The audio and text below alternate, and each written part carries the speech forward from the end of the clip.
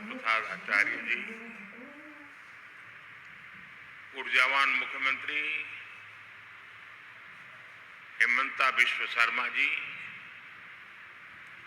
Industry leaders, अन्य महानुभाव, देवी और सज्जनों, पूर्वी भारत और नॉर्थ ईस्ट की भूमि आज एक नए भविष्य की शुरुआत करने जा रही है। एडवांटेज आसाम पूरी दुनिया को असम के पोटेंशियल और प्रोग्रेस से जोड़ने का एक महाअभियान है। इतिहास गवाह है कि पहले भी भारत की प्रॉस्पेरिटी में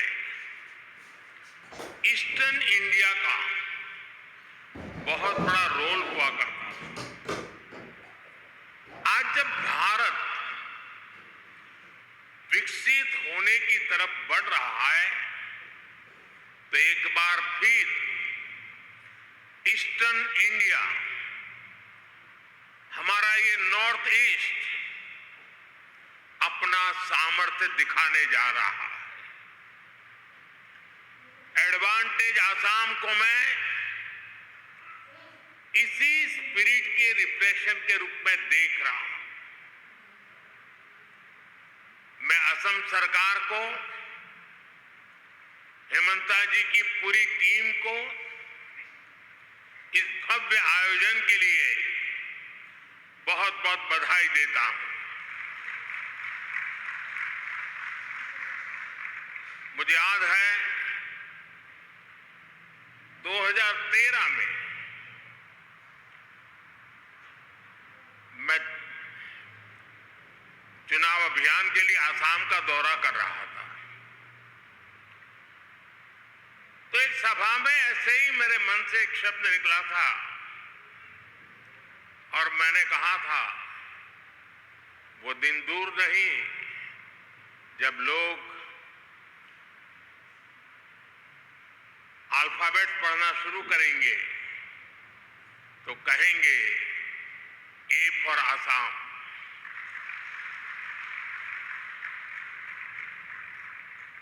साथियों, आज हम सभी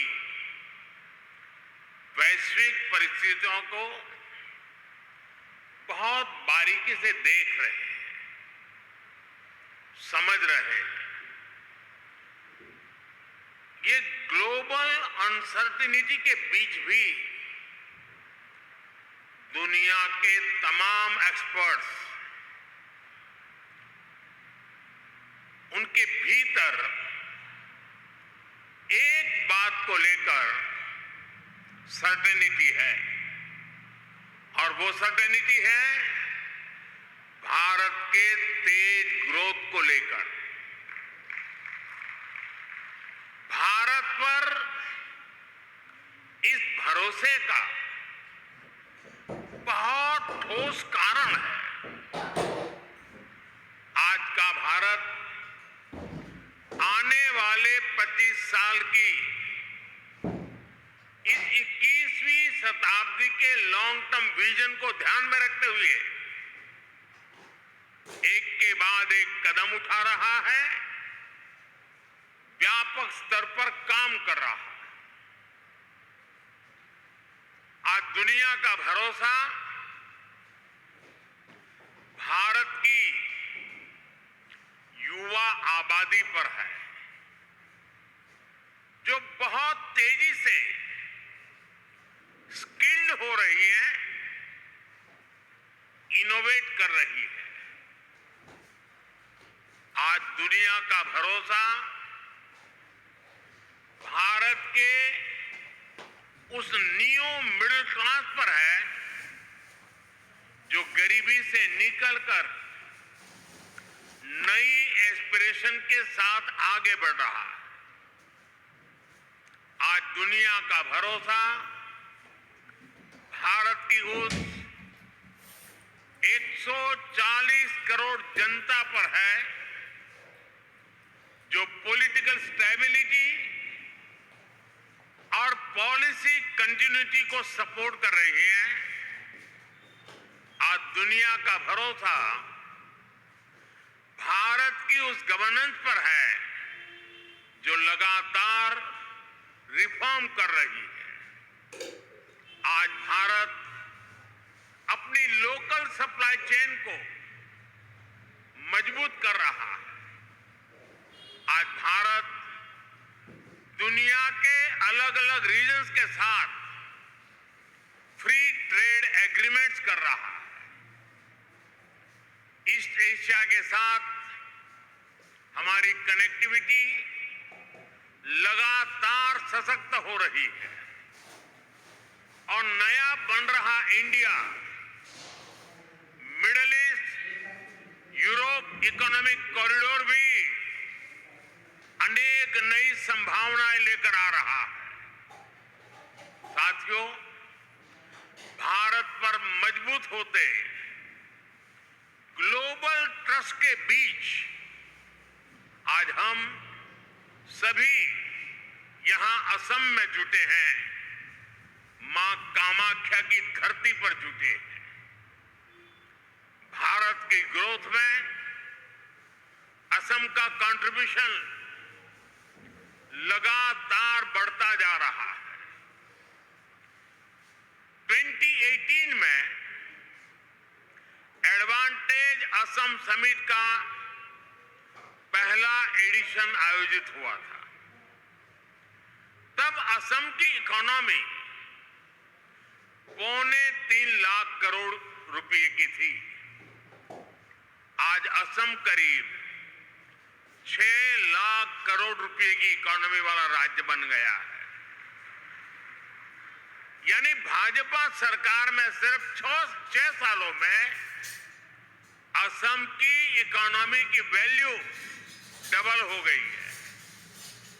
ये डबल इंजन की सरकार का डबल इफेक्ट है। असम में हुए ढेर सारे इन्वेस्टमेंट ने, आप सभी ने असम को अनलिमिटेड पॉसिबिलिटीज का राज्य बना दिया है। असम सरकार यहां एजुकेशन, स्किल, अन्य कई प्रकार के डेवलपमेंट और साथ साथ बेहतर इन्वेस्टमेंट एनवायरनमेंट पर फोकस कर रही है। बीते सालों में भाजपा सरकार ने यहां कनेक्टिविटी से जुड़े इंफ्रास्ट्रक्चर पर बहुत काम किया है। मैं आपको एक उदाहरण देता हूं।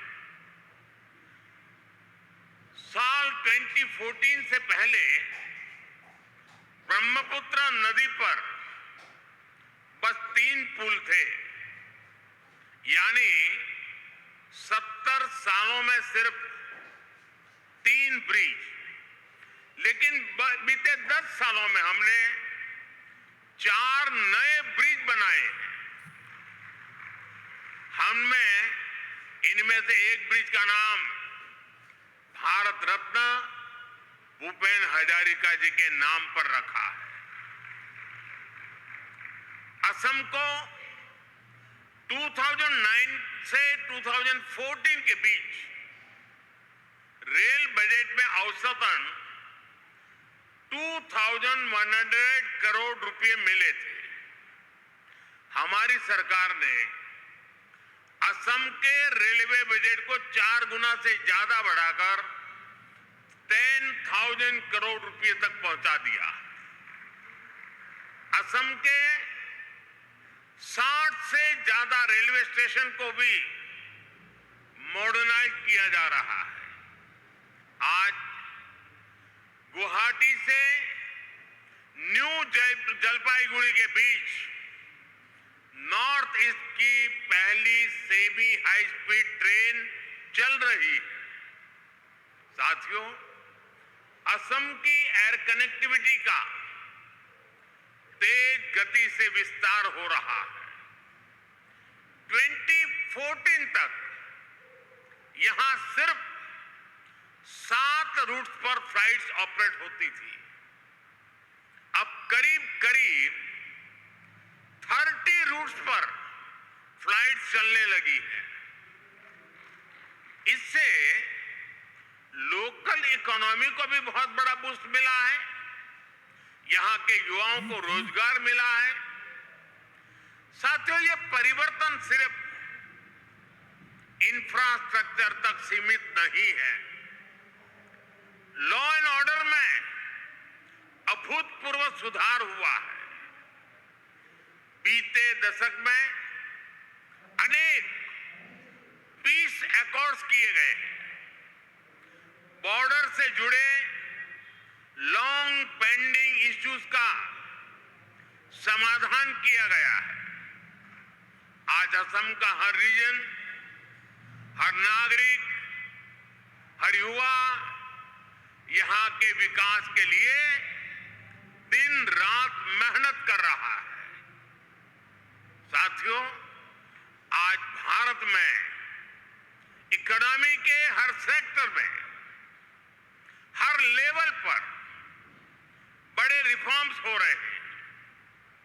हमने ईज ऑफ डूइंग बिजनेस के लिए निरंतर काम किया है। हमने इंडस्ट्री और इनोवेशन कल्चर को बढ़ावा देने का पूरा इकोसिस्टम तैयार किया है। स्टार्टअप के लिए नीतियां हो, मैन्युफैक्चरिंग के लिए पीएलआई स्कीम्स हो, या मैन्युफैक्चरिंग कंपनियां और एमएसएमईज को टैक्स में छूट देना हो, हमने हर एक के लिए बेहतरीन पॉलिसीज बनाई है। सरकार देश के इंफ्रास्ट्रक्चर पर भी बहुत बड़ा इन्वेस्टमेंट कर रही है।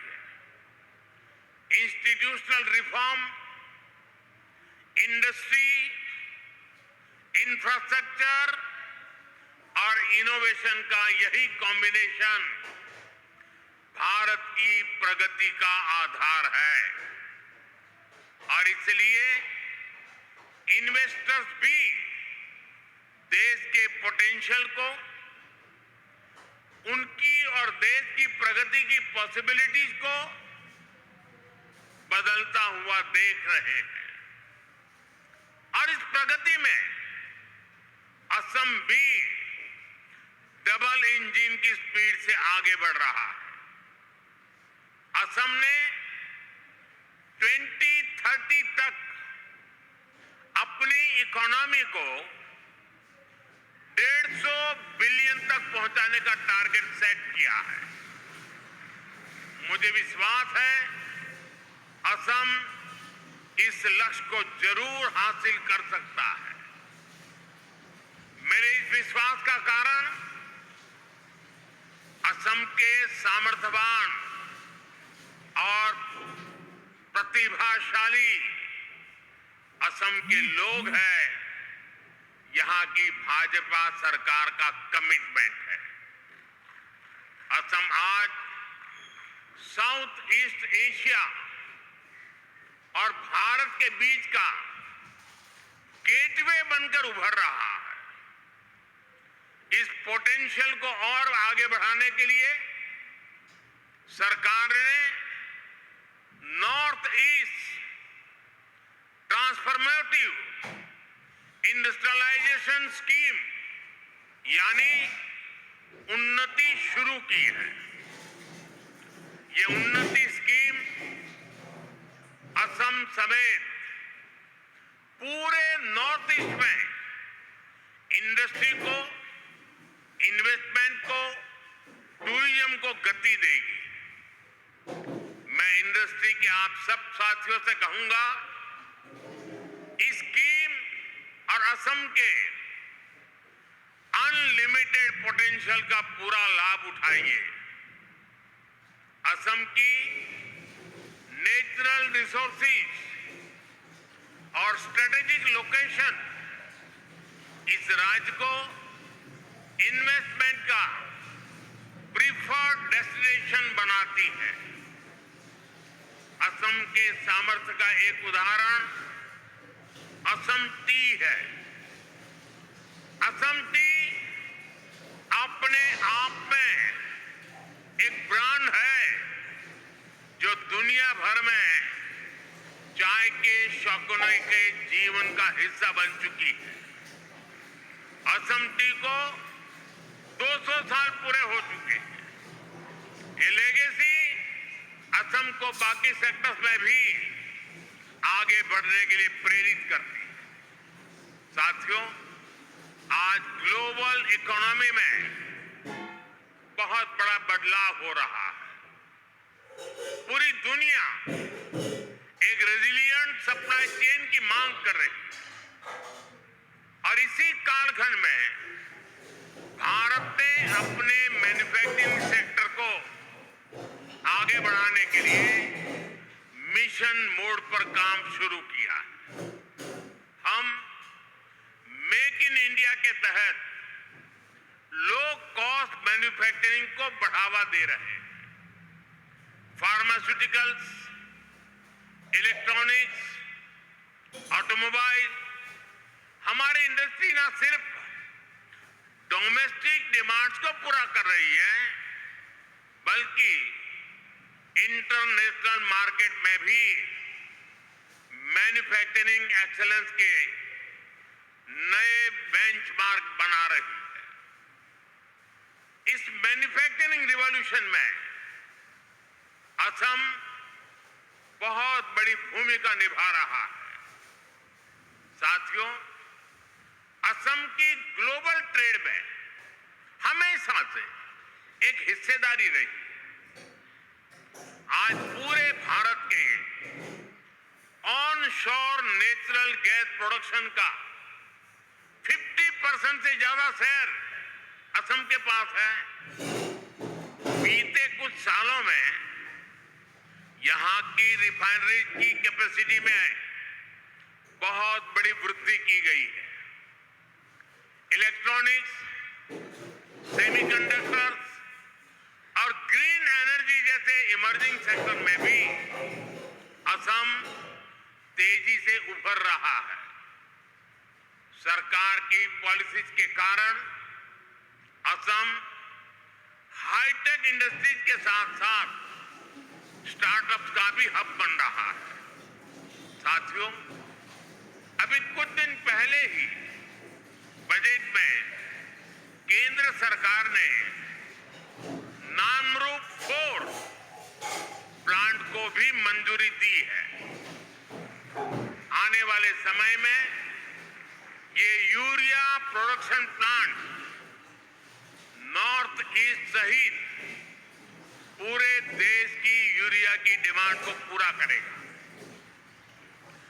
वो दिन दूर नहीं जब असम पूर्वी भारत का एक बड़ा मैन्युफैक्चरिंग हब बनेगा और इसमें केंद्र सरकार हर तरह से राज्य की भाजपा सरकार को मदद कर रही है। साथियों, 21वीं सदी में दुनिया की प्रोग्रेस डिजिटल रिवॉल्यूशन, इनोवेशन और टेक्नोलॉजिकल प्रोग्रेस पर निर्भर है।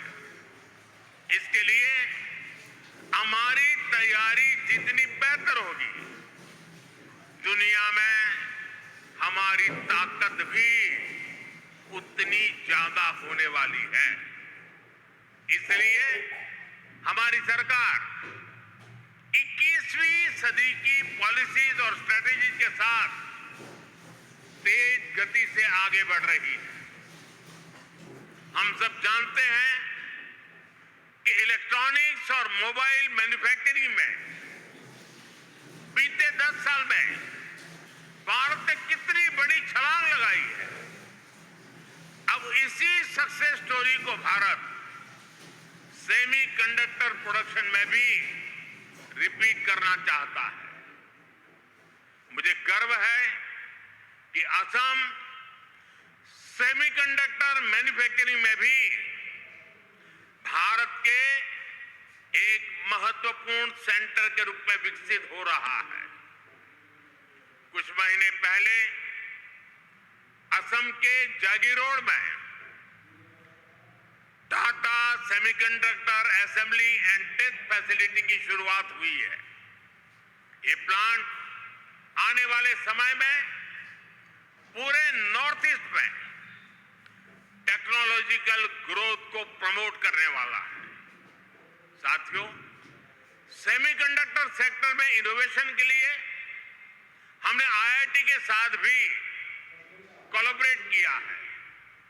इसके लिए देश में एक सेमीकंडक्टर रिसर्च सेंटर पर भी काम किया जा रहा है।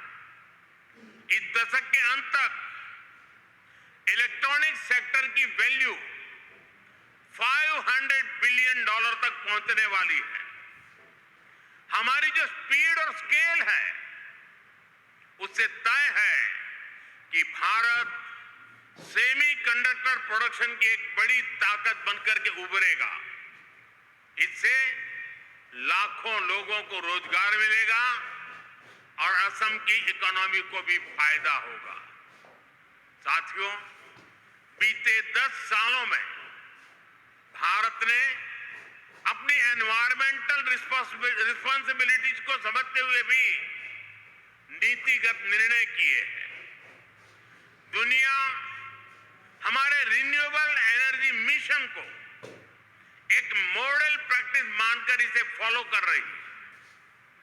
देश ने बीते 10 वर्षों में सोलर, विंड और सस्टेनेबल एनर्जी रिसोर्स पर बहुत बड़ा इन्वेस्टमेंट किया है। इससे न सिर्फ हमारी इकोलॉजिकल कमिटमेंट पूरे हुए हैं, बल्कि देश की रिन्यूएबल एनर्जी प्रोडक्शन कैपेसिटी में भी कई गुना विस्तार कर पाया है। हमने 2030 तक देश की एनर्जी कैपेसिटी में 500 गीगावाट रिन्यूएबल एनर्जी कैपेसिटी में के एडिशन का लक्ष्य बनाया है। 2030 तक देश का annual green hydrogen production 5 million metric tonne हो। सरकार इसके लिए मिशन बनाकर काम कर रही है। देश में गैस इंफ्रास्ट्रक्चर बढ़ने के कारण डिमांड भी तेजी से बढ़ी है। गैस बेस्ड इकोनॉमी का पूरा सेक्टर तेजी से एक्सपांड हो रहा है। इस जर्नी में असम के पास बहुत बड़ा एडवांटेज है। सरकार ने आप सबके लिए बहुत सारे रास्ते बनाए हैं। पीएलआई स्कीम से लेकर ग्रीन इनिशिएटिव के लिए बनी सारी पॉलिसीज आपके हित में है। मैं चाहता हूं कि असम रिन्यूएबल एनर्जी सेक्टर में एक लीडर स्टेट बनकर के उभरे, और ये तभी हो पाएगा जब इंडस्ट्री के आप सभी लीडर्स यहां के पोटेंशियल को सही तरह से मैक्सिमाइज करने के लिए आगे आएंगे। साथियों, 2047 तक भारत को विकसित भारत बनाने में पूर्वी भारत की भूमिका बहुत बड़ी होने वाली है। आज पूर्वोत्तर और पूर्वी Bharat infrastructure, logistics, agriculture, tourism और इंडस्ट्री में तेज रफ्तार से आगे बढ़ रहा है। वो दिन दूर नहीं जब दुनिया भारत की डेवलपमेंट जर्नी में इस क्षेत्र को सबसे आगे बढ़ते हुए देखेगा। मुझे विश्वास है आप इस यात्रा में असम के साथी बनेंगे, साझीदार बनेंगे। आइए एक साथ मिलकर हम असम को एक ऐसा राज्य बनाएं जो पूरे ग्लोबल साउथ में भारत की कैपेबिलिटीज को नई ऊंचाइयों तक पहुंचाए। एक बार फिर आज की समिट के लिए आप सभी को मेरी ढेर सारी शुभकामनाएं। और जब मैं कह रहा हूं तो मैं आपको विश्वास दे रहा हूं, मैं आपके साथ हूं। विकसित भारत की जर्नी में आपके योगदान का पूरा समर्थक हूं। बहुत बहुत धन्यवाद।